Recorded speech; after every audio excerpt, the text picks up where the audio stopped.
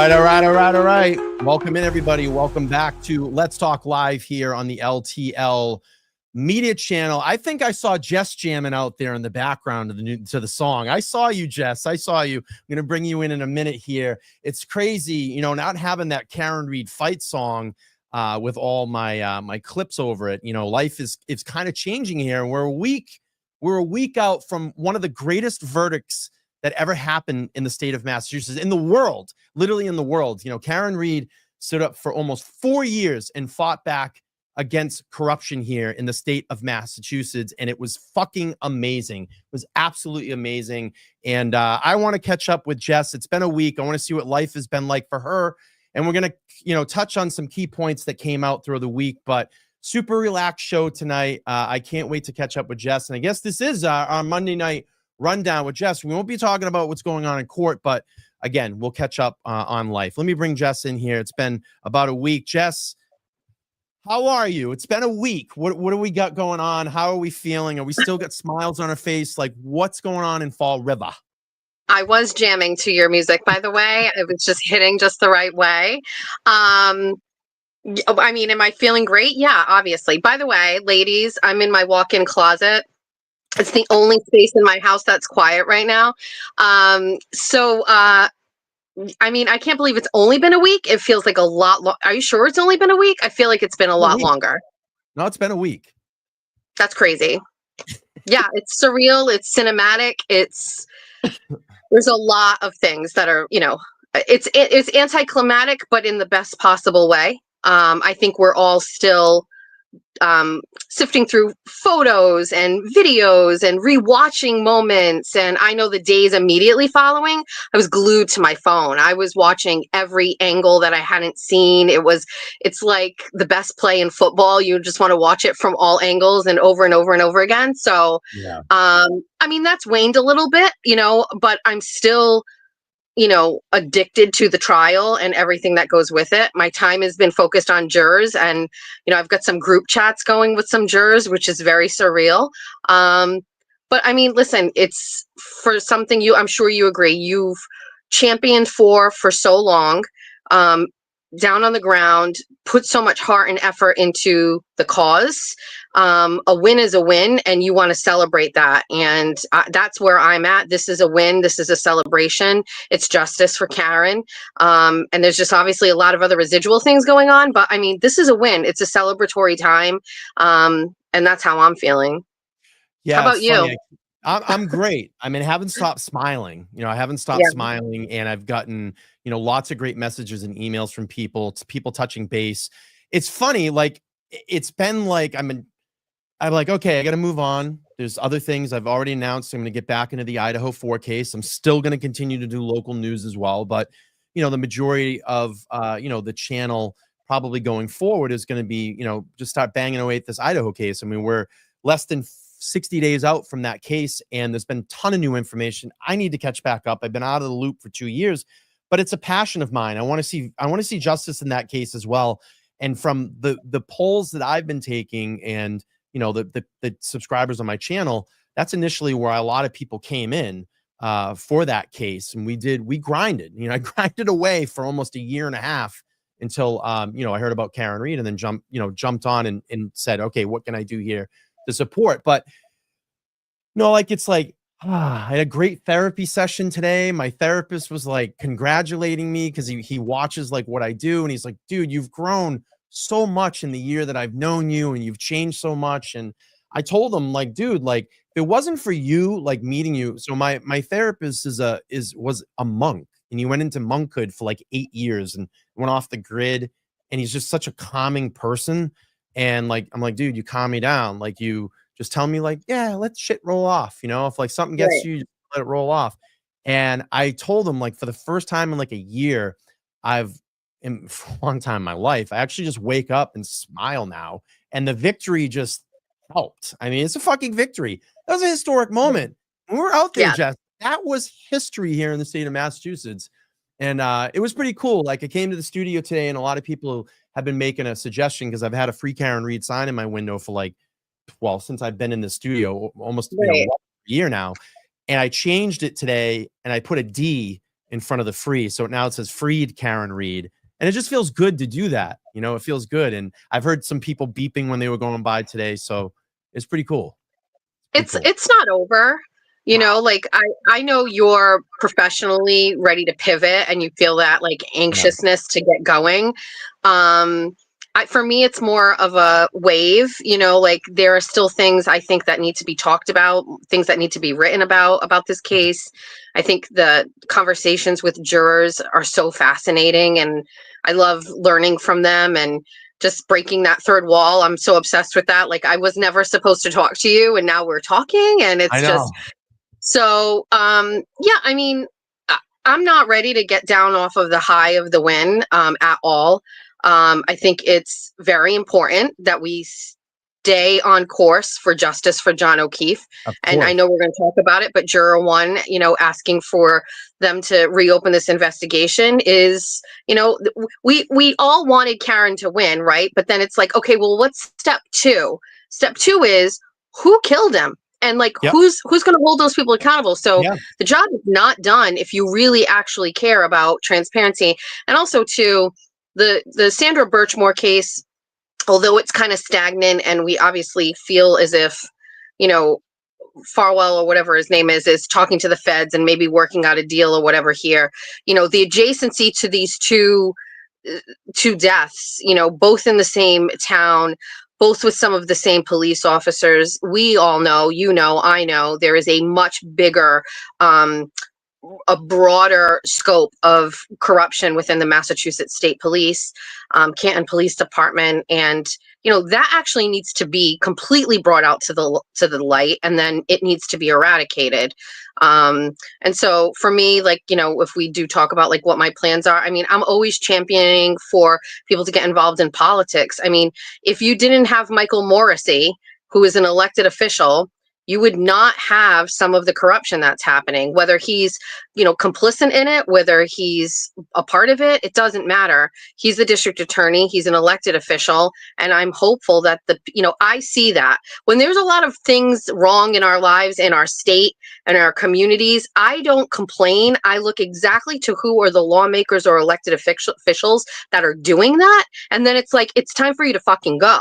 And like, then it's like, okay, well, who do we support and get in there? And so this feeling of like hopelessness people have, it's like, you know, we're never going to get away from this. This is phase 1, which was freeing our girl. The next phase is like getting rid of these people. They are the reason why this all happened and they need to go. Proctor's not enough. Jess, and I want to say hi to Mimi. Mimi's in the chat. Mimi is like one of Karen's childhood friends. So it's great to see you in the chat, Mimi. I love you to death. And thank you for checking out tonight. She's such the sweetest girl. But I want to say something. I want to hear your take on this. We know Morrissey's going to he's going to run again. And I saw some opportunity here for some candidates to jump in. And again, I don't want them to use the Free Karen Reed movement to do that, but I still feel that there was a little bit of an opportunity where they could have jumped in and at least went down there and shook some hands out in front of the courthouse. I saw none of that, Jess. I think that would have been the best way for a candidate to get out there, tell them their values, let them know their views on politics, what they were going to change here in the state of Massachusetts. Obviously, transparency within our police forces, demand that, and clean up the Mass State Police and all our local municipalities. Do you feel that could have been an opportunity for these potential candidates to get out there and do this? So anybody who wasn't outwardly supporting Karen Reed was scared to do so. They did not know what this verdict was going to be like. And case in point, Massachusetts GOP. I'm a lifelong Republican. I work for candidates. I've voted Republican my whole life. One of the things that really irked me was the day of or the day after the verdict, the Mass GOP put up a post about like actively looking for candidates to go against Michael Morrissey. And I got my phone out and started messaging people and saying, this message bothers me so much because it's like 2 years too late. And it's great for you to come from a place, a comfortable place where the verdict is in and justice was served for Karen, and now you want to get rid of Morrissey? Yeah. You should have been cultivating a candidate 2 years ago and had him ready to go and had raised the money and put this person up against Morrissey and had a solid go. Quite frankly, I'll put it out here right now. I believe Morrissey will be handily reelected. I do not believe there is a candidate currently right now that could actually beat him in this race. I don't know what the timetable is for this. We're running out of time. But for Mass GOP, who I love, they're my besties. I absolutely believe in them and what they're trying to change in this state. That was a real unfortunate misstep for them, and it would have had more value had they done it a year, even the day before anything after the verdict. It's like cowardly to me, and it fell flat. So do I think that candidates missed an opportunity to go out there? 50-50. I think it might have been interpreted as someone trying to, pander for votes in a really weird situation. But at the same time, maybe get on social media right from the start and say, I've identified this is corruption. This is not what I would do if I was Michael Morrissey. And this is what I would change once I get in the office of district attorney. So I think there's some opportunity there, but 50-50. I mean, I remember actually at an event, I can't remember, but someone did come down and was running for some office and handed me something, not this trial, last trial. I remember thinking, that's pretty genius. It's smart. I always say work smarter, not harder when it comes to candidates and campaigns. So why try to why try to bring people to you? Go to where the people are. So smart, but also kind of weird vibes. Politicking around a murder trial is a little weird, but I think part of what you're saying is right. There are things that they could have been doing. And listen, all of you, your viewers, everybody in the Free Karen Read movement knows Morrissey's participation in this is a problem. And people have had a chance to take him out a long time and they haven't done it yet. And I think he'll be back in. I like that suggestion, Jess. Get out on social media and start rallying against this.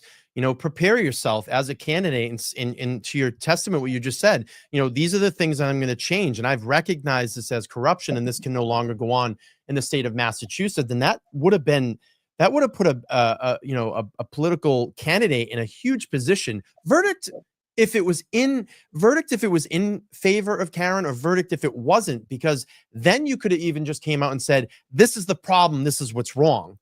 Karen Read has been framed. And I, as a candidate, I could change this, and this is here, and this is how I would do it. So I love that. Just get out and support and recognize it. Go ahead, Jess.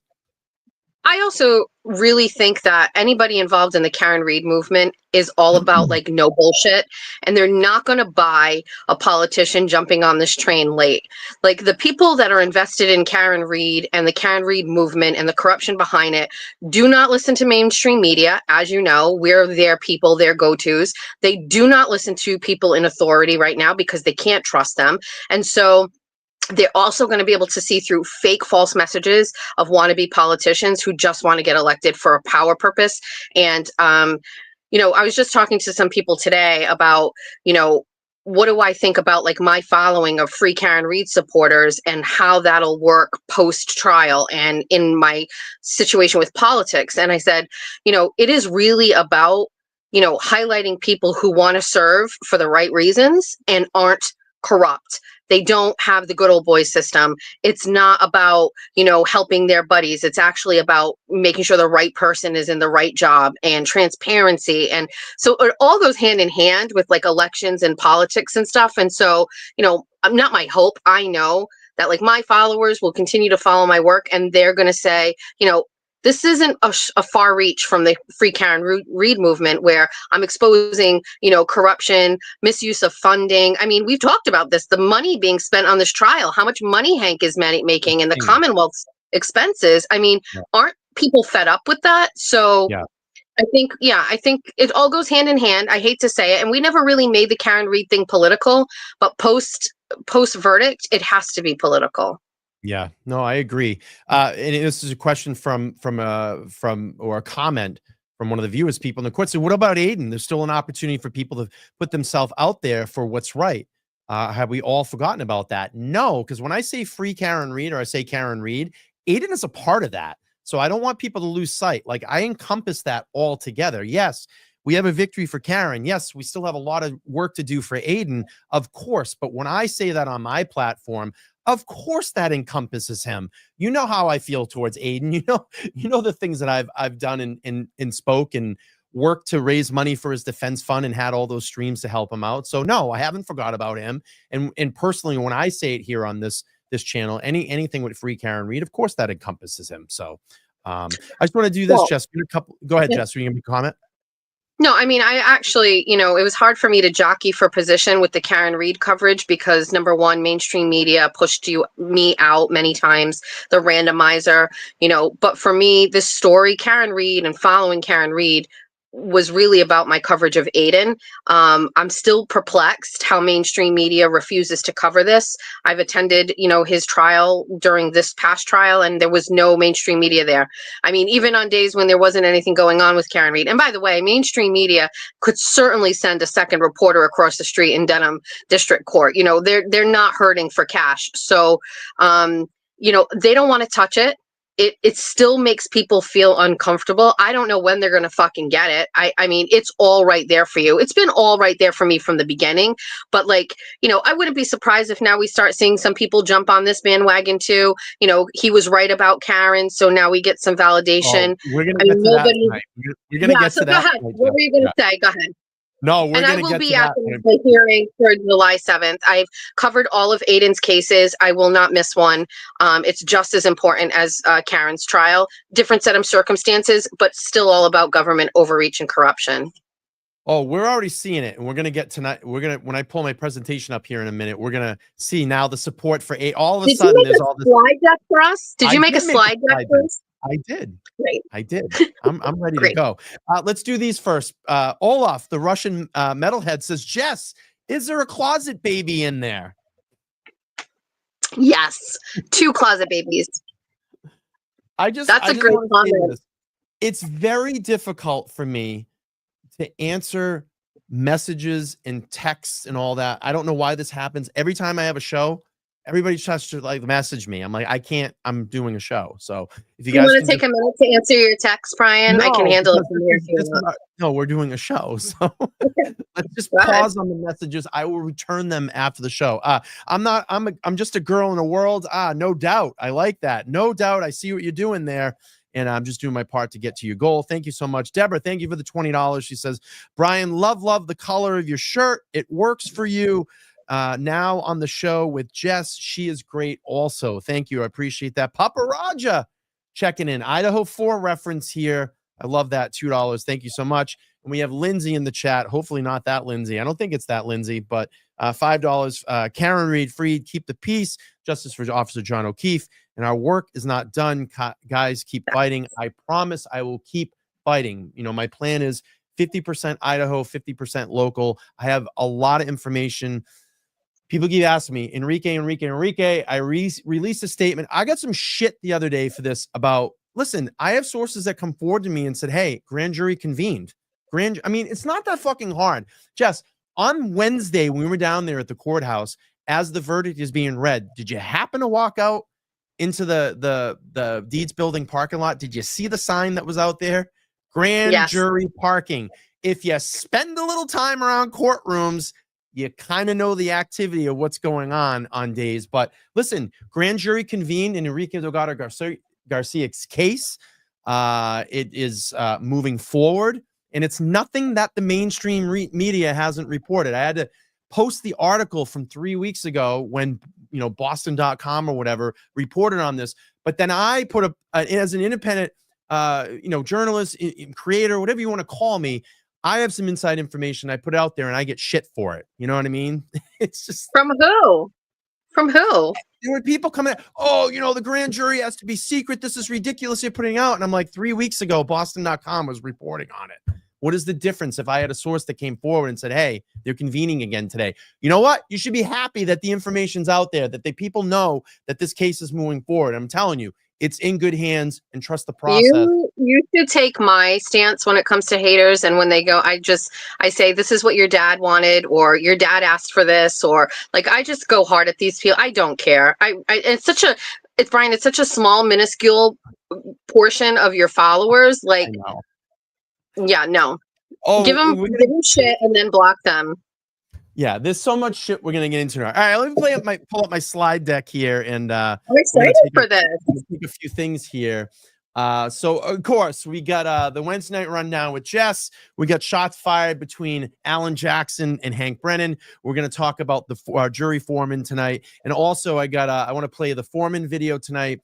I want to get Aiden's comment after the verdict. I actually found this video today. I haven't seen it, so we'll play that as well. But before we get to all of that, she had to pop up today.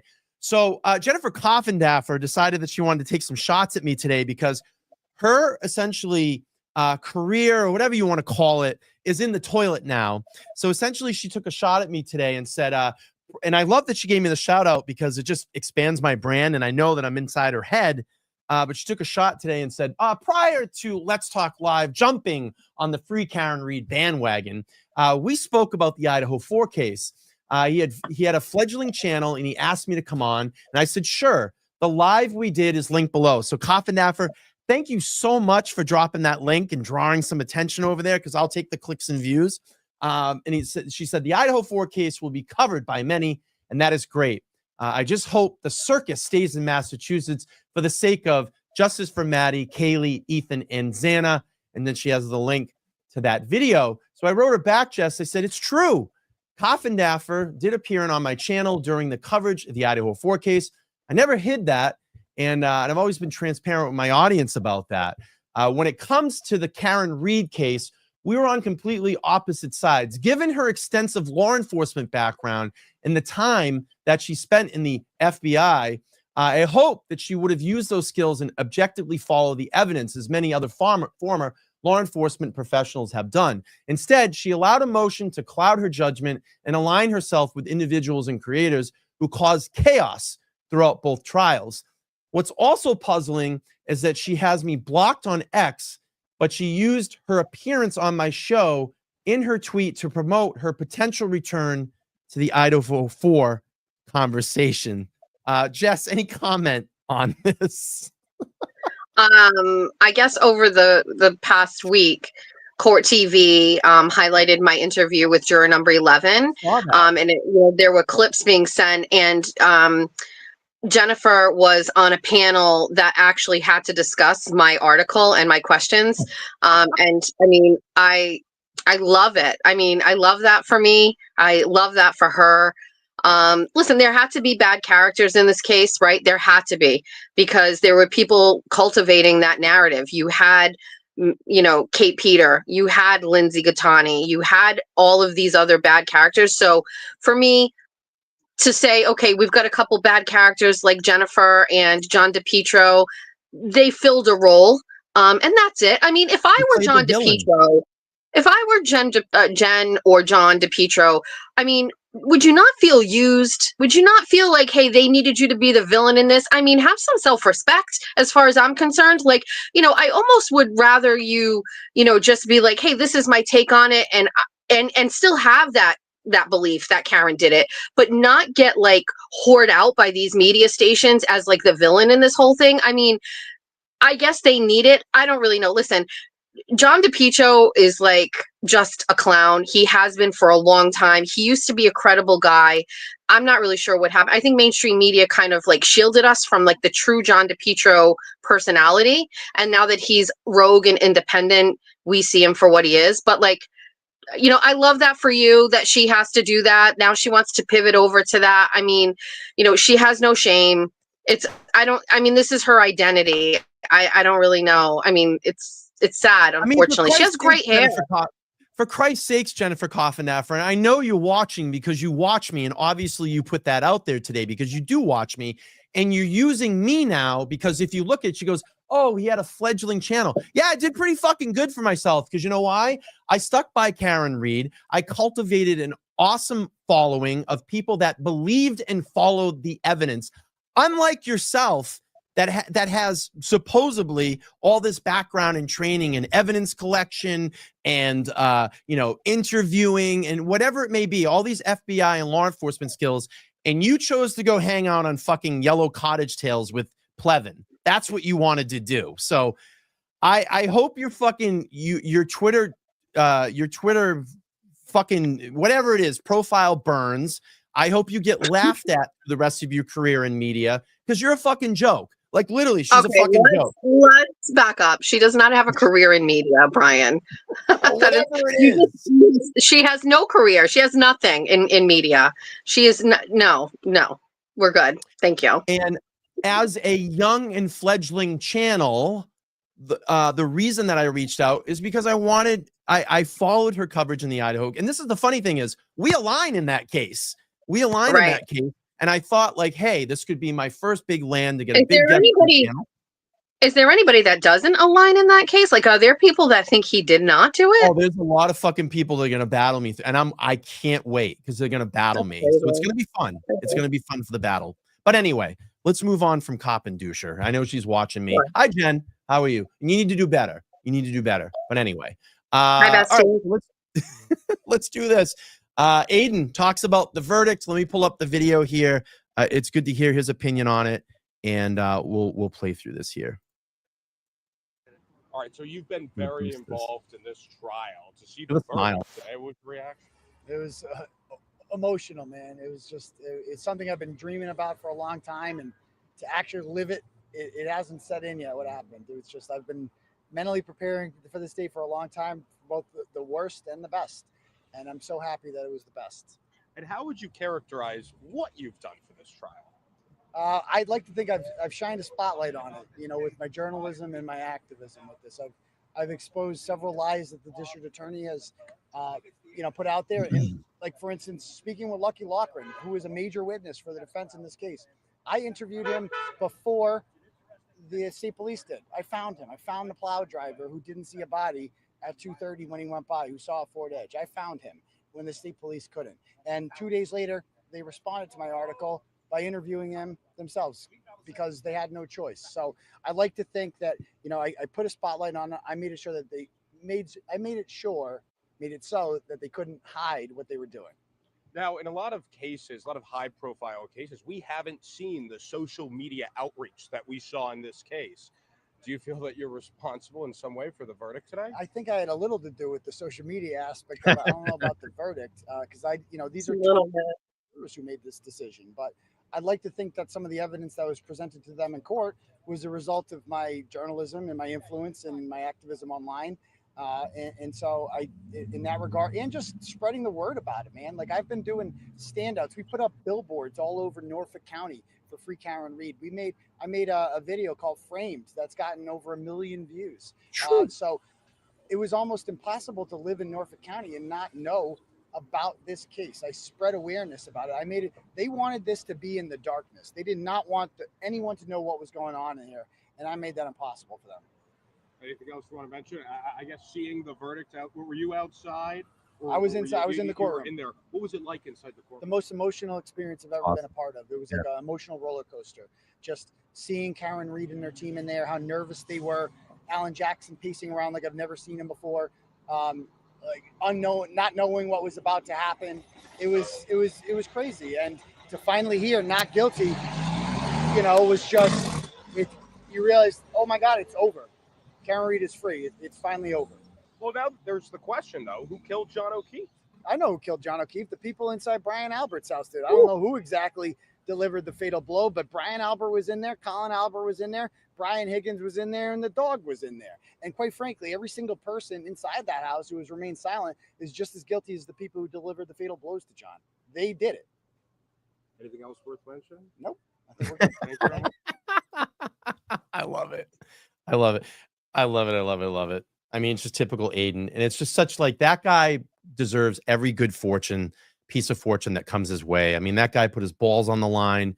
He put everything out there on the line. And, you know, did some gritty investigative work and put great articles together for everybody to be informed. His shows were amazing. It didn't sway much from like what you got in his articles.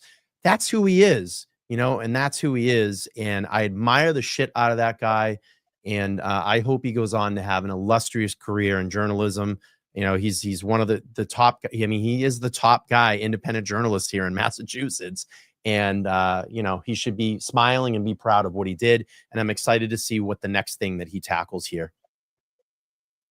Yeah, I mean, you know, I think about how every time I pulled out my phone, that feeling I got when I saw that there was a new Canton cover-up installation, right? So I remember, I think the first one I read was number 5. It was very under 10, it was like a single digit. And I ended up going back and reading from the first one after I read that one, right? And I know your viewers know this, every time a new one dropped, I got glued to my phone and it never let me down. It was always, first of all, the way Aiden thinks and takes what's in his head and what he has absorbed and puts it on paper in a way that it reads. I mean, I do that in a way when it comes to other stories. Like I've been told, like the way that I write is like how people think. But I don't ever cover things this complicated and complex. And he's a walking encyclopedia for the Karen Read case. He knows dates, times, locations, people. It's almost like Rain Man-esque, where like we'll be talking and he'll be like, oh yeah, well and he'll say something and I'll be like, dude, how the fuck do you remember that? He lives and breathes this case, and he's the historian for it, for sure. But he shared that with everybody, and everybody got accustomed to that reporting. And, before this, people like me were watching him and what he was doing, particularly with Monica Cannon Grant and the exposure of her and her own corruption. We saw that was like a prelude to this. He was actually building the blueprint on how to expose and how to distribute that so that we could all understand it in a simple, non-complex way. I mean, how many times did if somebody was asking about the Karen Read, go read the Can cover-ups, just lock in and prepare yourself. I mean, there's over 500 now. But I think, he owns this. And this is weird dynamic where people talk about Karen and him and who did more for the case and, all of these weird things. I mean, I feel as more time passes, everybody is going to say with confidence, without Aiden, we would not have gotten the verdicts that we have. You can have your attorneys who I adore. Her attorneys are magnificent, each one and such. I view it as like if my kids ask me who's my favorite child, I can't pick. I love you all differently. That's how I feel about Karen's defense team. I love them all in different ways. Without Aiden, you would not have this verdict. I really, truly believe that. I mean, he's being humble there, which I love for him. But if without him, this doesn't happen. Yeah, I'm going to answer this. So D2E is saying, you should have seen Michael Easter on The Lawyer You Know today. Here's the thing, okay? And I want to kind of talk about this because I've been doing some thinking about this. And I'm not out here to trash channels or trash people. Lawyer You Know, I've been writing that guy for almost 3 years to come on my panel. He doesn't answer me. Doesn't answer me at all. Okay. And the thing that kind of irks me about it, and I wrote him during Idaho, maybe every couple of months, I just throw an email. Hey, love to have just give me an hour of your time. Love to have you come over and do a panel with me. Ignores me during the whole Karen Read trial, just trying every couple of months. Let's drop him a line. Hey, I've tweeted at him. Hey, maybe you should talk to some of the local people down here. This is what kind of irks me about this is that here I go, and I know I'm going to probably get a soundbite here or whatever, but it just kind of irks me. We lived and breathed this case here. I mean, Jess did, I did, Aiden, Mark Mazza Media, the Young Jerks, and we'll start spreading out a little bit. Glairer, I mean, that fucking guy come up here a bunch of times. We lived and breathed this case. I see channels like this that just get the interview, want the interview, and they're going to move on. And look, we will all move on at some point too.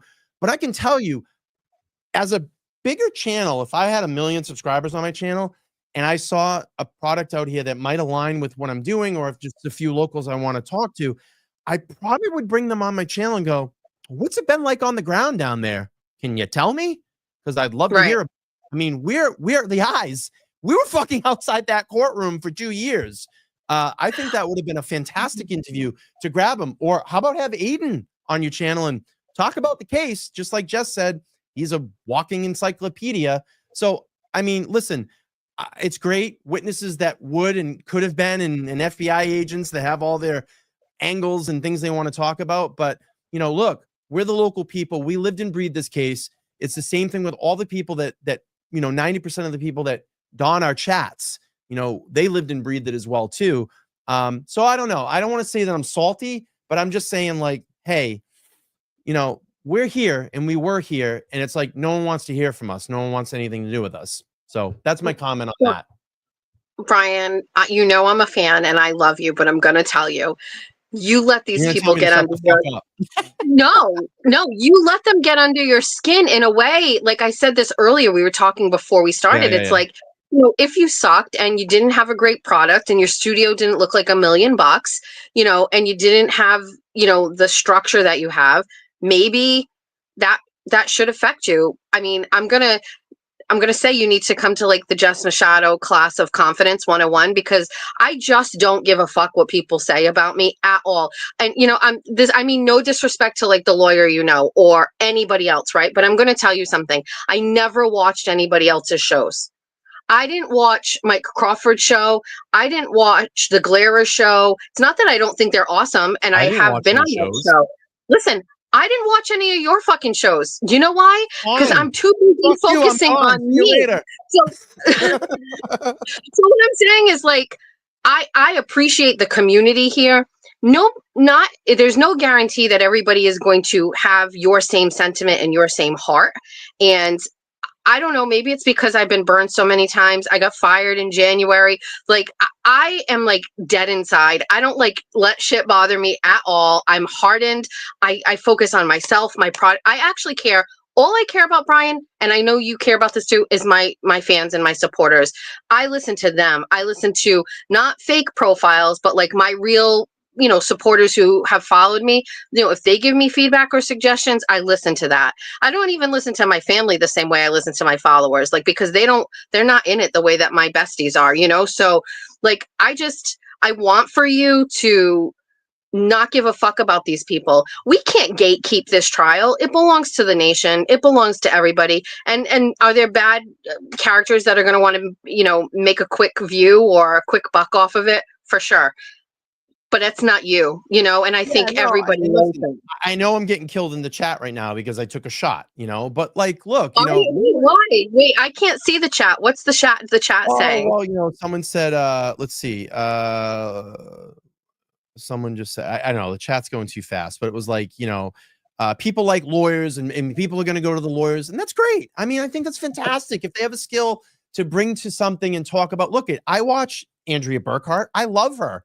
I love watching her. Her case breakdowns are phenomenal. I love the way that she puts out her program and her product.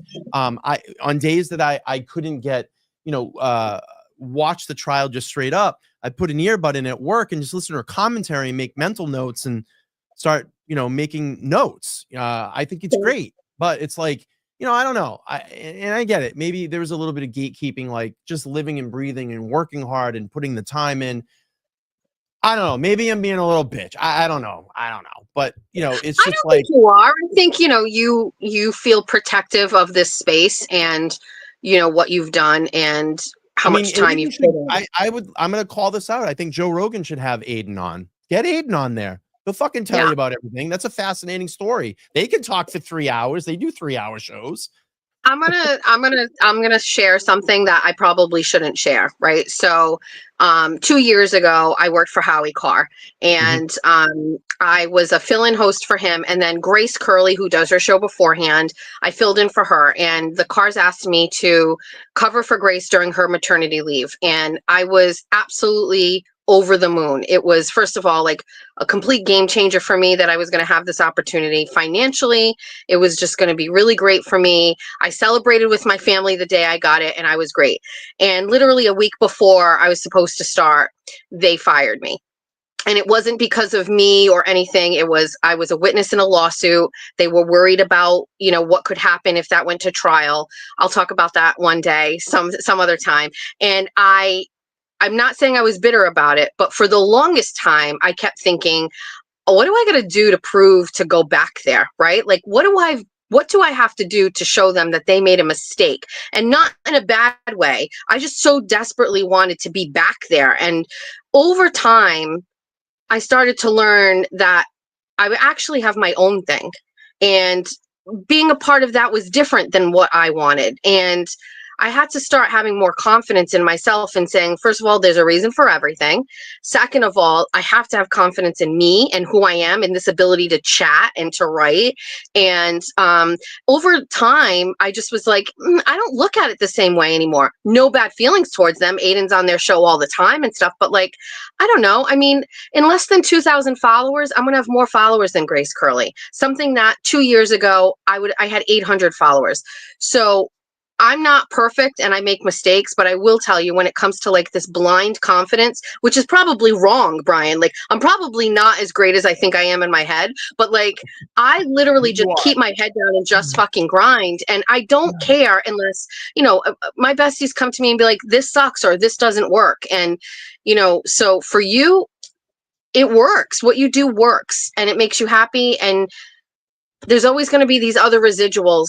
Block it out. We're like we just grind it out.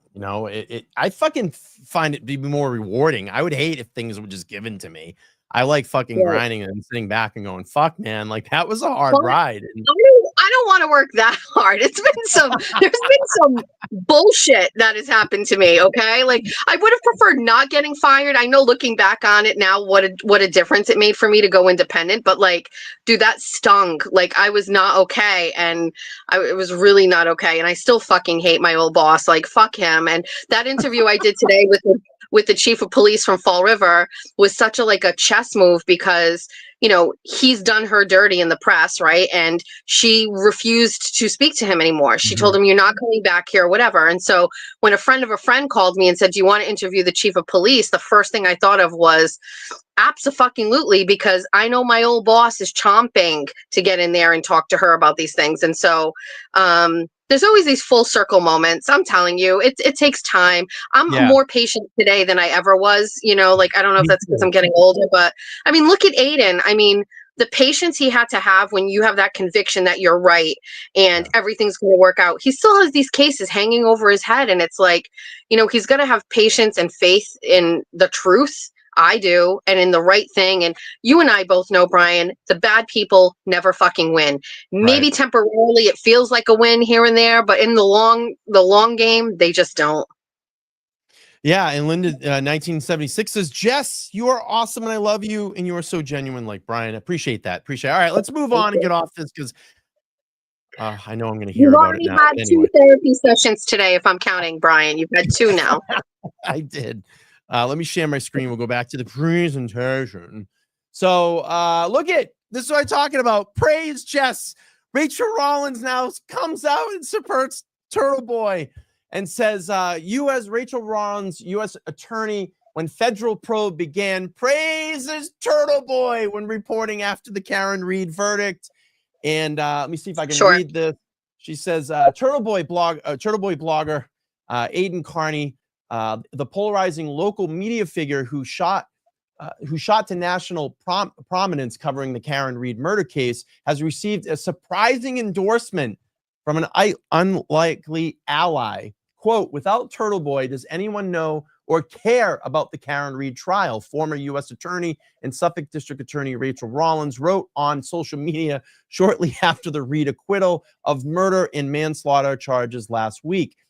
Quote, he was relentless reporting in the face of repeatedly being told by law enforcement that he was wrong and there was nothing to see here. Cracked this case wide open. And it says Rollins once frequently targeted Carney coverage herself. And it says in his own belief and replied by Rollins, Carney acknowledged he hasn't anyway seen eye to eye on the former prosecutor. It says, quote, I have criticized her extensively over the years to the point where she blocked me and I can't retweet this, but at least she has the dignity to put aside her differences and say this. Carney also joked that he didn't have praise from Rollins on his bingo card. And here we go. We praise. Rachel Rollins is one of the most corrupt individuals that ever held any type of authority in our state. This is a joke. Anybody who thinks this is a big deal is ridiculous. Rachel Rollins was surrounded with controversy. It's why she's no longer our U.S. attorney. And I personally look at this as basically trying to jockey up next to Aiden and don't look at any more of my shit. She's listen, I get it. People are like, oh, wow, there is a little bit of a flash factor there. And I took the clickbait and I clicked on it. But Rachel Rollins is a pathetic Democrat. I'm glad she no longer holds her job within the state. And her trying to make herself relevant in this conversation is pathetic, if you ask me. I dislike her strongly. Yeah. Yeah. I just find it funny that, all of a sudden, everybody pops up and they're going to go, oh, he's the greatest. If that happened to me, I would be laughing. And by the way, that has happened to me. Some people that I, was locally, you know what I mean? And now they're like, oh, sharing my coverage and stuff like that. And it's like, great. Yeah. I mean, I don't know. Again, full circle moments, they happen all the time. Yeah. It was funny. I read that and just almost pissed my pants laughing when I saw that. Let me do this. I want to pull up Jackson and Brennan's statement here. We're going to go through that. I'm just trying to find it so I can fucking read it instead of having to look up on the screen here. Let me just grab Brennan's statement. Sorry for the lag in show here. Let's see. Hank Brennan. How dare you, Brian? What's that? How dare you? I know. How dare I lag my own show? Let's see. Okay, let me bring up my slide here. Present the screen. Let me just bring this up. We'll add that in. All right, so the gloves are off. The gloves are off. And, what did I do? I stopped sharing my screen. What the fuck? Hang on a second. Let me represent that. Hang on there, everybody. I'll get it. I promise. I'm a professional. Trust me. All right. Let's see. Here we go. That's what I wanted. All right. So the gloves are off. Hank Brennan released a statement, and I think just maybe a few days later, Alan Jackson fires back. I'll pull this up. So Brennan says, the statement from Hank Brennan says, I'm disappointed in the verdict and the fact that we could not have achieved justice for John O'Keefe and his family. District Attorney Michael Morsi appointed me, giving me the full discretion to independently access the case and follow the evidence, no matter where it led. Oh, I love this. Brennan said in a written statement, after an independent and thorough review of the evidence, I concluded that the evidence led to one person and one person only. Neither the closed federal investigation nor my independent review led me to identify any possible suspects or persons responsible for the death of John O'Keefe. He also goes on to talk about witness abuse. Brennan was not only part of the prosecution in the first Reed trial, which ended in a mistrial due to, that's not right. Brennan was, not part of the, okay. In Monday's statement, Brennan condemned the treatment of witnesses in the Reed case. The campaign of intimidation and abuse has been waged, funded, and promoted in public and on social media to the antithesis of justice. Brennan said that this type of conduct becomes commonplace and it will threaten the integrity of our judicial system, affecting both families and criminally accused. We cannot condone witness abuse, cause participants to worry about their own safety, that of their families.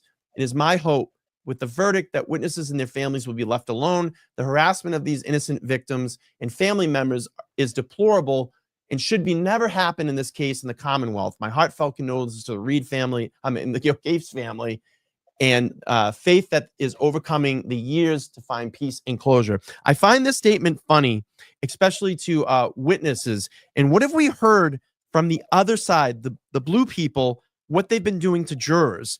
Literally harassing Paula. Juror 11 has gotten a shit ton of harassment from them. And it's been repetitive. We've had the Kate Peters of the world that has continued to harass Aiden, harass Free Karen Reed supporters, harass Karen Reed themselves. And honestly, when I look at stuff that I see online, it's not anything that is started by the Free Karen Reed side. It's just people following up and firing back. What are your thoughts and comments on this, Jess?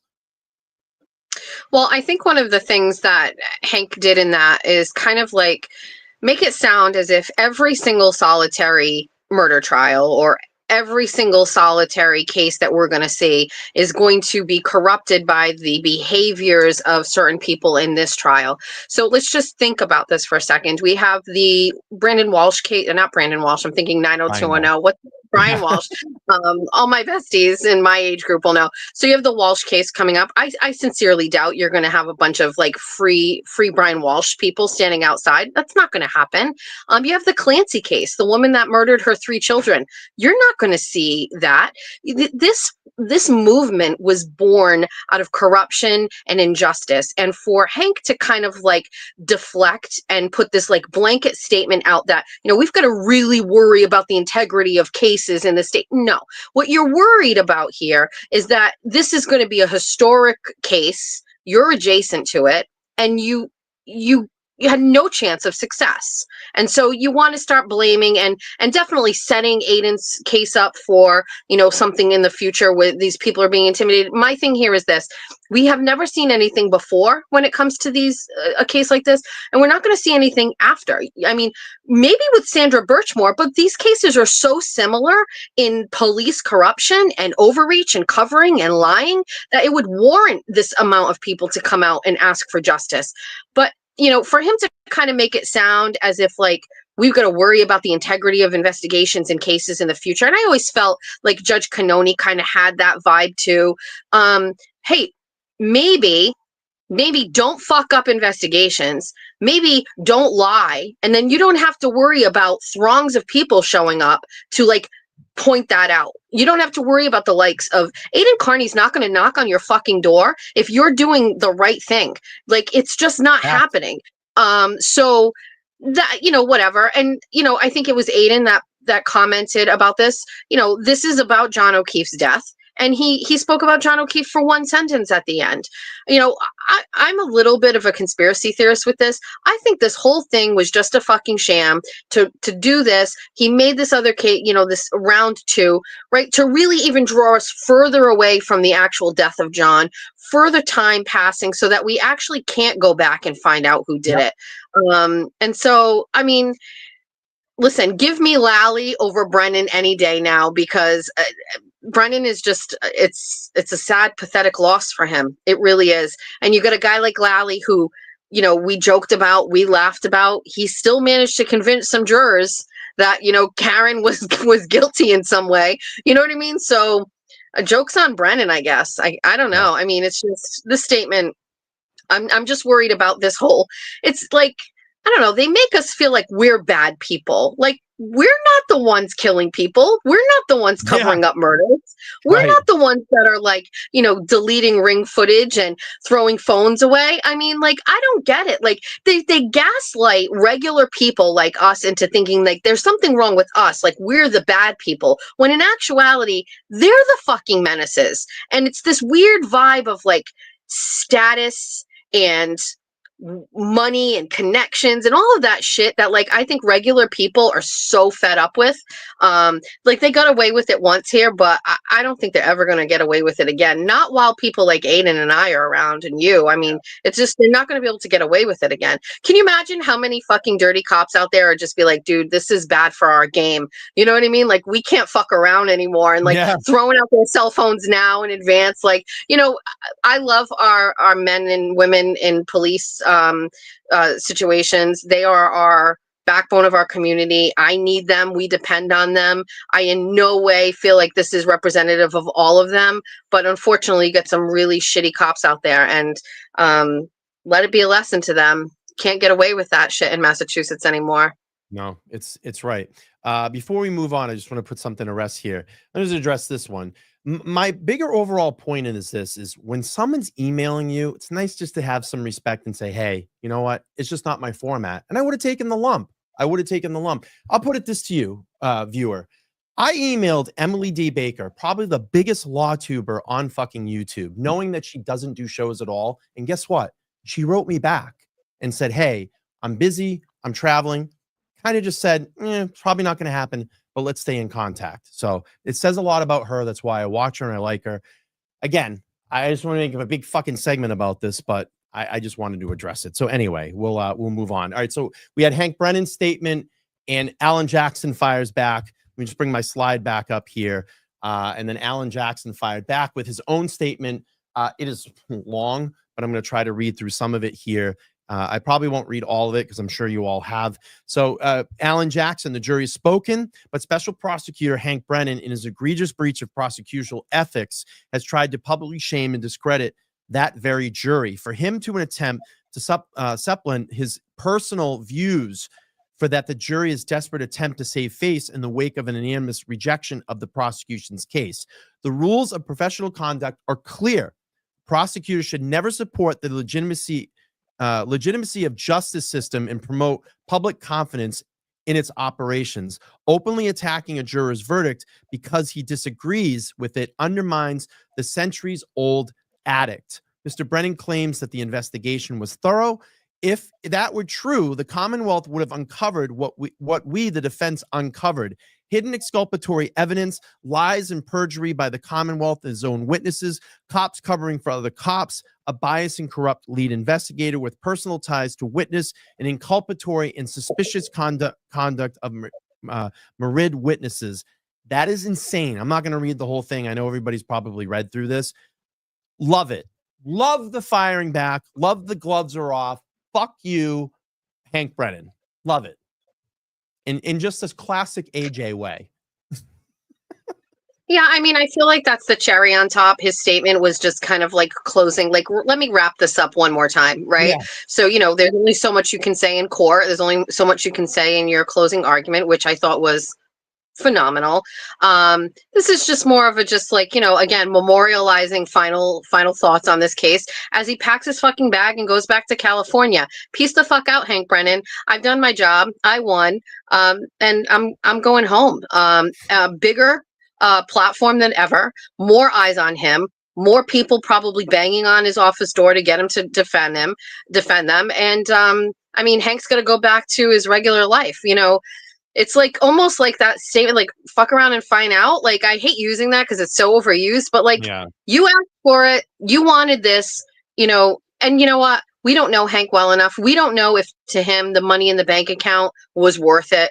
You know, we don't know what it's going to be like. We don't know how he's really feeling. You know, I know Aiden gave this whole scenario like, oh, he's going to go home to his wife and Lally's going home to fuck his wife and all, you know, whatever. We don't know these guys. You know what I mean? Like, we don't know, but like, is he beating himself up over it? Maybe not. Maybe he went into this knowing he was going to lose and wanted to just, you know, do a decent job. Or who knows? I don't know if we'll ever know, but come on, Jess. Come on, Jess. Yeah, I mean, listen, attorneys make a lot of money. I mean, this is what's $1 million to him? I mean, what's $1 million to Hank Brennan? I don't know if it's that much. I mean, I know what $1 million is to me. I wish I had $1 million. Well, you're going to need a law degree for that, Brian. And let me tell you, I went back to school in September and I was like, listen, I shared it with my besties. I'm like, I'm going back to school. I'm taking these pre-law classes. We had like these ABA classes at our community college. And my first semester, I was like, I'm all in. I was loving it. And then I was like, I can't balance this. Let me just say this. I will not going to be back next year. It was very hard to get through a year of this. I regret all of it. I should have just said it's over. I tried. But yeah, you know, these guys, listen, anybody to be an attorney, it's a ton of fucking work. I give them a lot of credit for it. Hank did a good, decent job. All throughout the trial, I thought he did a great job. You know why? Because he made me uncomfortable sometimes. I didn't like it. Sometimes I was just like, shit, that's good. And I don't like how I feel right now. So like, I'm going to give him credit, but like, listen, he lost. He's got the L. That's it. Yeah, he's got the L. MSM checking in saying, I love when you two come together and discuss everything. Yeah, of course. That's why I love having Jesse. All right, let's get to a couple super chats and we'll move on to some of our final segments here.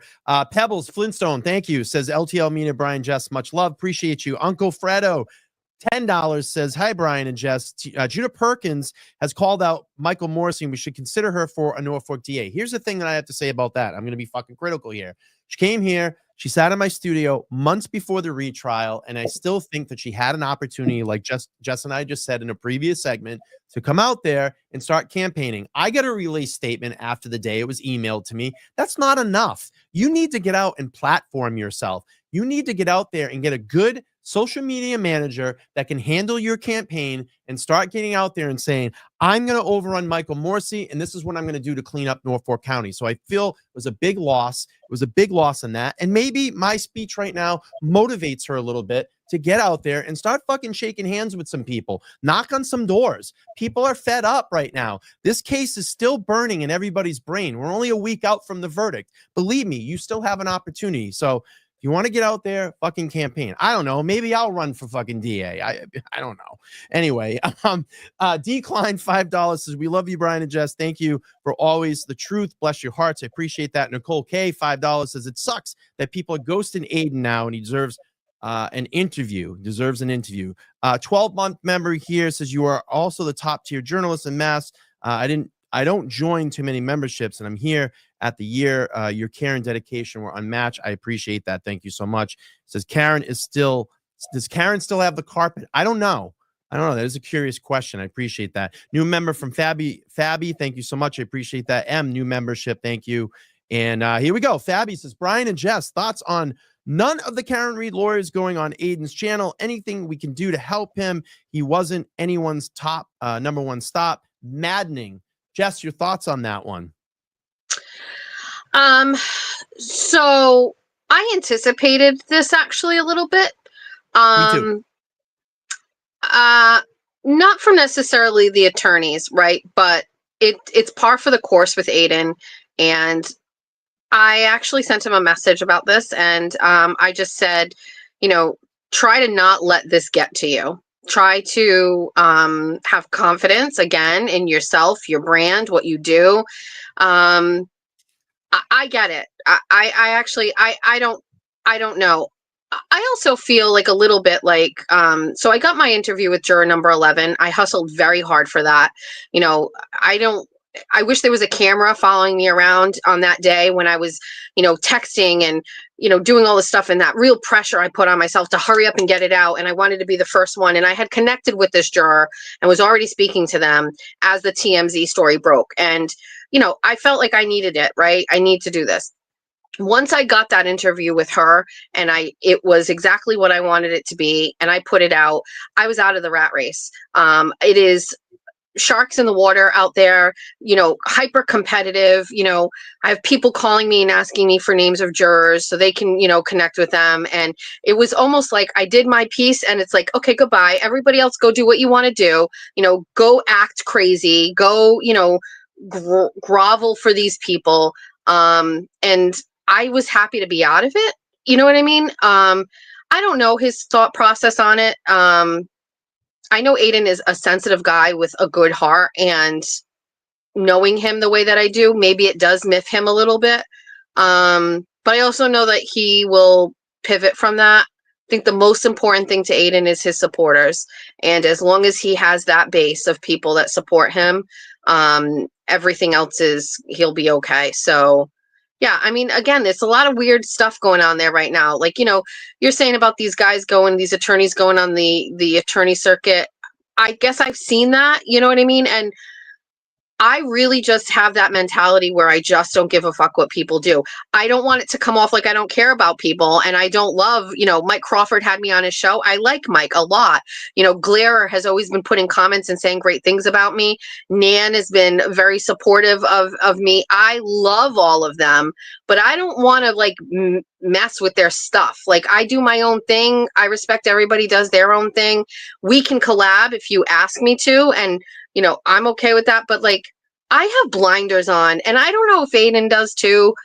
I obviously you hear me saying I want you to have blinders and focus on yourself, and that's it. And it's a weird time right now, for people post trial who are trying to get those interviews and talk and kind of keep it going. And I don't know. I'm not one of those people. I love this story. I mean, I've seen, Nathan Reed twice since the verdicts, at your studio. And then I got to see he and Bill and Janet on Saturday. They were here in Fall River. I'm more for meaningful, like, commitments and conversations than rushing to put shit out. And I don't know. I mean, My whole philosophy. Go ahead, Jess. I'm sorry.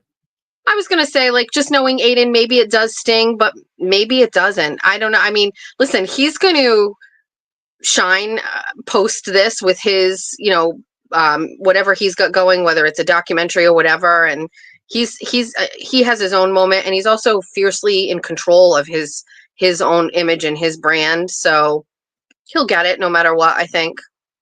Yeah, I think just some of the dust probably has to settle. I mean, everybody's going to think this is like a week old and people are still coming out and they're still post-trial and getting back to their lives and all that. And I mean, look at the way that I said it. And I said this to you backstage. If I get an interview with someone, I get an interview with them.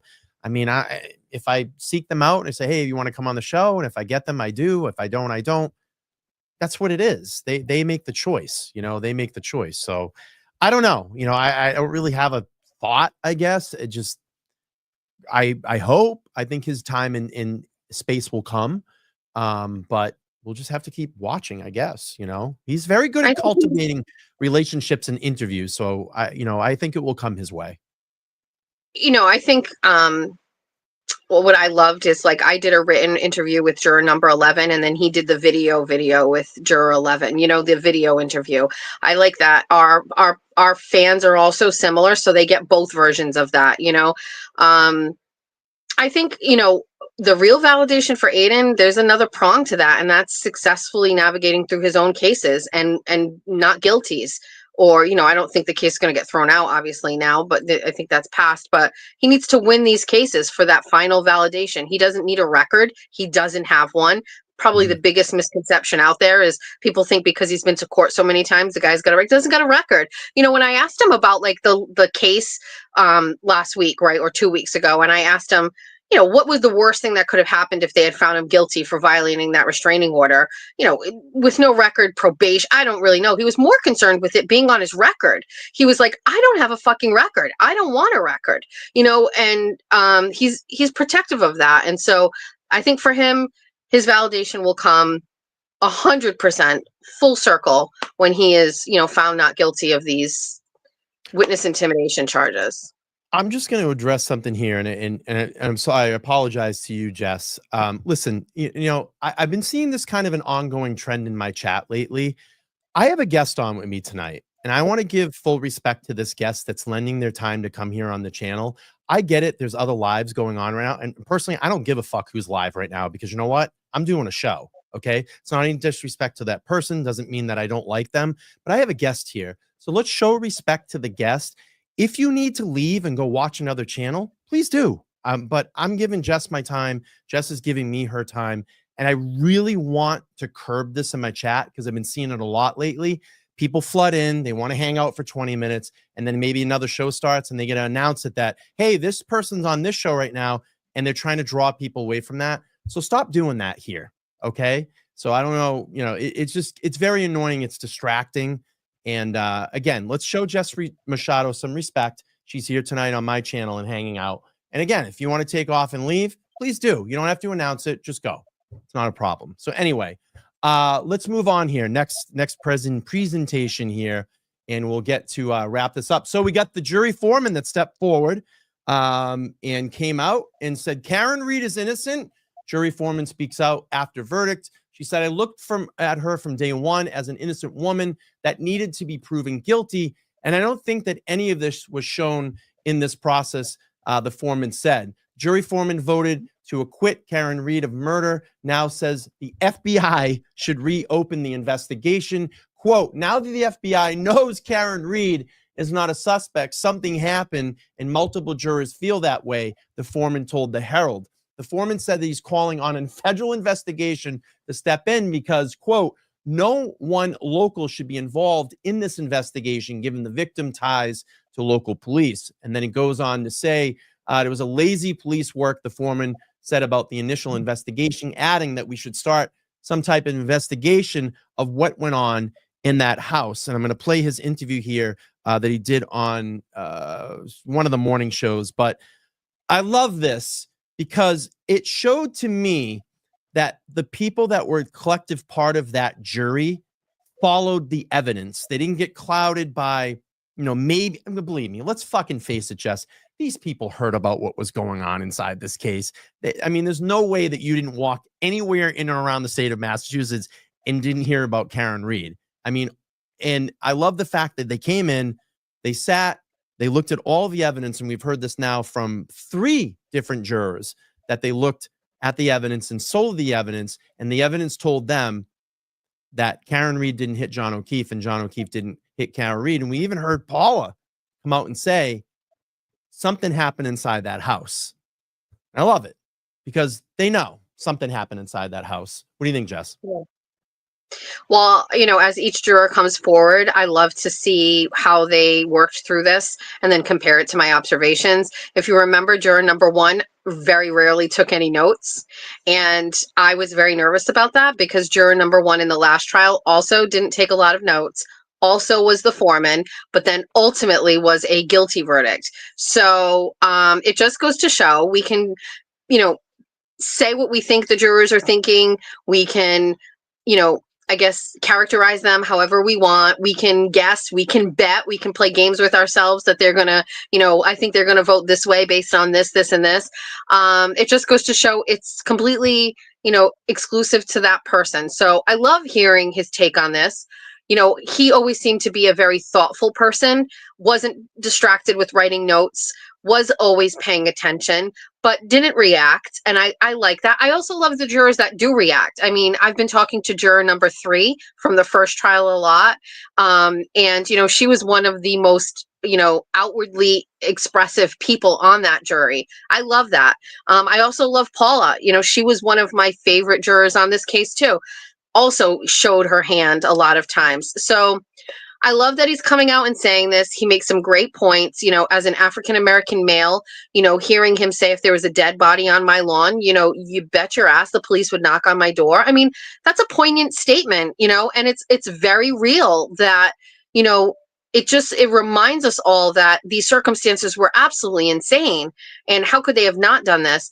And more aligned with that, there's a video going around right now. I don't know if you've seen it, of Alan Jackson on the lawn at 34 Fairview. And, to me, this post-mortem, press tour and sharing videos and pictures and things is pretty amazing by the defense team, for them to kind of just say, hey, you know what, we've also got this. So that would have never been allowed in the trial, I guess, or whatnot. But to see Alan, it's almost like, who didn't look at those pictures of Fairview and want to know exactly this? And here it is, this video shows up on my Instagram today, and there's Alan Jackson standing out on the lawn talking, and you can hear him clear as day. And it was just like, this is what we needed. It's like almost just reaffirming what we believe. Yes, let's go. Show me this. Yes. Let's play it. Yes. Ooh.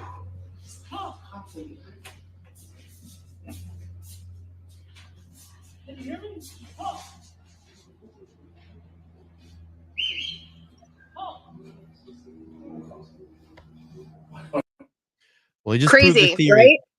Right? You just proved the theory that you would have heard something that night. And I think he's out there going, whoa, whoa, kind of woofing like a dog too. Listen, I thought that was a genius move to put that out today. I think it was obviously what we were all curious about. It reaffirmed, I don't know if anybody who believes Karen is innocent didn't know that this is how it would be, but to see it actually in real time on a screen, it's just like, it's another layer of we were right. The jurors did the right thing. And if I'm a juror, and you see that video today, which I'm sure they have, you got it right. Let's keep giving them more to make sure they feel comfortable with what they did. There's our man right there. Let's play him here. Joined now yes, by I'll be Foreman back. In the retrial, also known as juror number 1. And sir, you've asked us, and we've agreed to keep your name private for confidentiality reasons. So with that, we say good morning. And can you just take us into this jury room and how the jury came to the conclusion it did? Collectively together, we we looked at all the evidence that we was presented with, and we made our decision off of that. We didn't, at first, some had their own personal opinions on what the case should be or whatever, and was trying to go down like a personal feelings and stuff like that. And we had to stick to what evidence we had in front of us and go with that. So it was more or less just trying to figure out that part. And it took us a couple of days to really get the gears going, but when we did, it was smooth trails after that. Sir, to that point, the evidence, was there a singular piece of evidence that seemed to move the majority of the jurors in the room, or were there multiple pieces? It just was. It was the whole case altogether, all the pieces, testimony, witnesses, and it just a lot together. And people had questions. We used the evidence to answer their questions, and we didn't try to go down these rabbit holes where we're just getting lost in what all these other things that was thrown at us in court or whatever, and we just had to lock down and figure it out through the evidence. Sir, I asked one of your other fellow jurors this question. It's a very fine distinction. In your opinion, is Karen Reed innocent? She didn't do this? Or is it just that the prosecutors did not put on enough evidence to convict? I think that's one of the most ridiculous fucking questions to ask. It's dumb. It's such a dumb, because they want him to go, oh, well, yeah, it's just yeah, she's guilty. It's just to prosecute, it's just a dumb mainstream media question. Convict. Savannah Guthrie is one of the worst. Savannah Guthrie is terrible. And I heard that, was asked to go on that show with Savannah Guthrie, and she said no.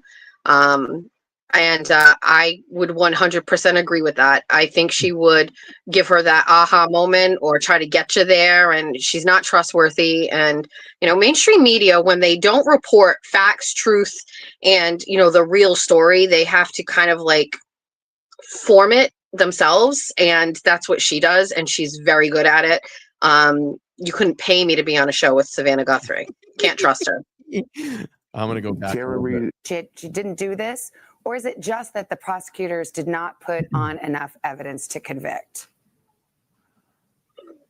Karen Reed is innocent, and she didn't do this crime. No one could prove that she did this crime, so I looked at her from day one as an innocent woman that needed to be proven guilty, and I don't think any of that was shown in this process.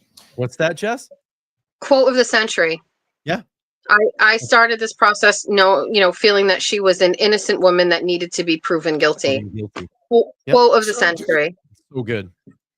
Yeah. To that point, if she didn't do it, Here we go. Your mom. That's not my job. Yeah.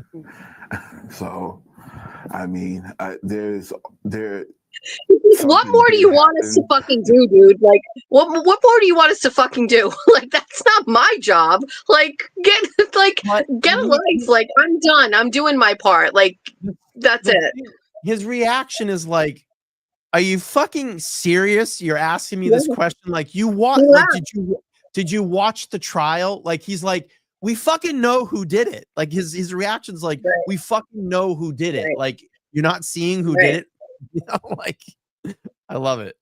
Crazy. And then he just goes, it's not my job to prove that. It's not his job. To Mr. O'Keefe, and it's foul play or whatever you want to say, but Lauren's asking, is Chloe sleeping in your closet, Jess? Yes. My dog actually does sleep in my closet, by the way. My dog occasionally, like on a hot day like this, like I have a big closet. I mean, I'm not going to give you all a tour, but I have a big closet, and yeah, my dog sleeps in here. Yeah. I just, but my dog, to even. Go ahead. if a car is out in front of my fucking house, my dog is barking. Not Right. just one car, but like an ambulance, like like if there's people screaming, my dog is like both of my dogs, and they're two totally different dogs. Like they'd be barking like crazy. Yeah, I Weirdos. know someone that has 2 full-grown dogs, and I used to always joke when I'd be at their house, you could literally fart outside, and those dogs would go running to the window to see what happened. Yeah. I want to give you a heads up. I've got about 10 more minutes. I have to go pick up my son from work, Yeah, we're unfortunately, gonna be tonight. done in about 5. We're gonna be done in about 5. Okay, So sure. thank you. Appreciate it. Again, Jess Machado, independent journalist, checking in with us tonight on our Wednesday night Wednesday night. I don't know. I forget the theme of the show, but anyway, I'll just play the Roundup, Wednesday roundup. Witnesses and testimony by his autopsy and everything. It was still no one said to solid evidence that there was a collision or he got hit by a car. So you don't think she actually hit him with everybody. You don't think she hit him with the car at all? No, go ahead. You don't think she hit him with the car at all? No. No, I don't. Nope. Not with the evidence that was put in front of me. And look at him. He's like, what look at him. How Jess sees how could this be? How do you not think that she didn't hit him? These guys are morons. Over everything. No, I don't. Were you aware? He's like, did you all watch just the how same high thing? profile this case? What's that, Jess? I was like, he's probably thinking, did you all not watch the same trial? Like, did you guys not see what I saw? Yeah, exactly. There were throngs of people outside in front of the courthouse. I know the jury officers, kept you away from that, but there was a big scream at the end when the verdict was read that was audible in the courtroom. How much did you know about that, and how much, if anything, did that have to do with your process, your deliberations? Zero. I was just going to go with whatever evidence showed us. If it was finding her guilty or finding her not guilty. And we were just going to go with the evidence. And at the end of the day, when I came in on Monday, I established to everyone, I just want everyone to feel like they're heard 100%. Their thoughts, their process is being heard also in that process. And everyone felt at the end of the deliberations that everyone felt good about the decision that we all collectively came together with. So in the end, there is still a mother who lost her son, Officer O'Keefe. What do you think justice would look like for the O'Keefe family? Someone looking into. Oh, fuck. I dropped my screen. Possible person.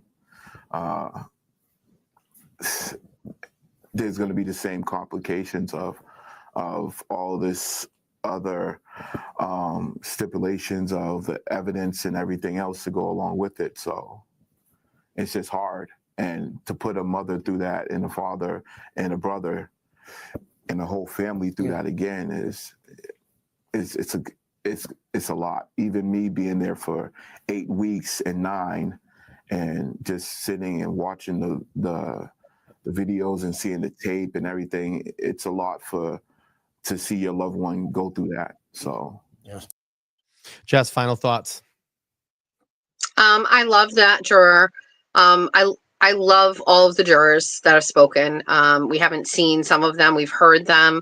I love that this time around we're hearing more from them. I think it's really insightful. I hope more of them speak out. Obviously, I respect privacy, but I think it's very historic to be involved in this case, and they should, be able to give their take on the process and what they went through. And if anything, it'll help future cases and attorneys to go through case law and all of those things. So I think they all, certainly have given everything they can, but, I would hope they give just a little bit more and give us a little bit more insight. I also think it adds to the whole closure when you have the people that made the decision coming out and, giving their piece. he's everything I had hoped he would be. He seemed strong and silent type when he was in there. And so, I want to hear from more jurors though. And, that's what I'm hoping. So if any of them, by the way, watch this, my number is I'll post it again actually, but call me or text me. And I'd like to my goal is to give every juror the same 20 questions that I gave Paula and see how every one of them responds differently. My dogs are barking because there's a car outside. I was just going to say how fitting through all of this. And that's why I was laughing a couple seconds ago that your dogs are barking outside. Sure. It's just a car outside. That's it. It's Amazon or something. You can't make it up. But with that being said, I want to thank Jess Machado for joining this live stream tonight and coming over and kind of just, reflecting. It's been a week here and checking in with us and really, talking on this. Jess, why don't you tell them really quick about what's going on in the future, and then we'll get you out of here. I know you're going to go pick up your son. I felt a lot of pressure from people to get my YouTube channel going during the Karen Read trial, but I felt that there was just too much going on for me to commit to that. But I was actively working on that. So, I didn't share that with everybody, but, I had put the tentacles out that I was looking for a space, and that all just kind of, worked its way out right as the trial was ending. So, for me, radio is my passion. Talking, I love writing, but like the banter like this and like kind of getting a little bit more personal with my besties is like where I want to be. So this is a big step. I put out that I was going to do a studio. I put out that, this is, again, I'm not owned by anybody. I only earn money from this and this job. So it's all donation based. I have a small advertiser with a Sylvia Funeral Home. So I was very fortunate. A lot of besties donated. As that money came in, I literally started going and buying things, and things started arriving. Very excited, very nervous. But you know what? Like, there's a big election coming up in Massachusetts next year with our governor's race. I have an obligation to talk about that, and also all of these other stories, the Jacob Pothier story, the migrant crisis, the money that's being wasted, taxpayer dollars on, migrant housing and all of those things. And so all these public records requests that I need to get out there. So I need to take it to the next step. So I'm not sure timeline wise. And by the way, Brian, I want to tell your viewers, I reached out to Brian first and told him I had my keys in hand. I wanted to say, I'm not competing with you at all, but if anything, I wanted to partner with you on your expertise. And, you've been gracious to say, if you need help with anything, let me know. And I love that partnership and camaraderie. So I'm not a techie girl. I've said this 1,000 times. I wish I could just walk into a studio and get behind a microphone, but to control my own brand and what I want, it has to be done this way. So I'm excited. I'm going to be working, all week and weekend to get it going. Maybe we can pull something off in 2 weeks, but I think there's a little bit more work to do. In the meantime, still working. I'll be in Boston tomorrow at an event. It's on my page, but I was asked to be a part of a panel with Jack Gately. Some of you may follow him. Representative Mark Lombardo. We're going to be talking about these green energy initiatives surrounding energy in Massachusetts and how it affects you and me and taxpayers here, and the cost of, electricity. And so I'm excited to be a part of that panel, and I'm so busy. I have so much to do, not enough time. But I can't do it without my besties. And so I'm super grateful to kind of keep this going, and I thank them. And one day I'll have you on my show. You should, every time I ask you, say, I'll just do it remotely. And then after 10 weeks, be like, okay, maybe I'll come into your studio, which is what I did to you. Again, for all the besties, all he had to do was dangle the carrot that is Nathan Reed and be like, well, Nathan Reed's going to be here. And I was like, oh, your studio? Let's go to the studio. Let's go see you, Nathan Reed. So yeah, I'm excited and cautiously optimistic, worried about failure. I think failure is like a word that I don't do well with, but it's a little bit out of my comfort zone. So we'll see how it goes. Well, like I said, and I got it right behind me, the best is yet to come, Jess. And, like I said, if you need any help or whatever, I'm here, and let's continue to, keep bridging this partnership together. But I got to get you out of here. Go pick your son up. I'm going to close the show out, and I appreciate you being here. We'll talk soon. Thanks, Bri. Bye, besties. All right. Awesome. Great stuff. Good stuff. I appreciate everybody being here. Again, I'm doing my wrap ups. I'm going to be tomorrow night, 9:15 p.m. I'll have an Idaho stream. So please come join us if you want. Lauren DC is going to jump up on the panel. We're going to do a major review of that case. I have an excellent slide presentation put together. So we're going to do a very overhaul of the case and catch us up to speed of where we're at. It's all going to be fact-based information. We're going to talk about some of the conspiracy theories that are out there and really get back into the mode of this case. I know there's going to be a lot of controversy when I start doing this case as people sit on both sides of the case. And we'll get into that tomorrow night. So again, 9:15 p.m. Eastern Standard Time tomorrow night. The thumbnail is already up. Hope to see some of you over there and take interest in the Brian Koberger Idaho 4 case. Again, I'm going to still continue to do local stuff here. We're gonna wind it down here pretty soon in the Karen Reed case, and I still have business to accomplish and talk about Enrique Delgado Garcia and some other local cases as well. And of course, we'll be supporting Aiden through all of this. So you're not losing me. Massachusetts is near and dear to my heart. I live here. I love this state sometimes, but I'm here for now, and we'll make things happen. So again, make sure to like, share, and subscribe if you haven't already. I want to thank my guest this evening, independent journalist Jess Machado, for jumping up on the panel on this Wednesday night. I look forward to continuing our collaboration in all of this and expanding the LTL platform. Let me take a quick subscriber count look. I think I'm less than 1,500 subscribers away from 50,000. I'd love to reach that by next week. We're at 48,502 right now. So let's get there. We're less than 1,500 away, and then we're going to do a 50,000 celebration. We'll hang out and have some fun. And thank you. Thank you so much for coming over and being part of the LTL experience. And that's going to be it. I'm out of here, kids. Have a good one. I'll talk to everybody soon. Peace.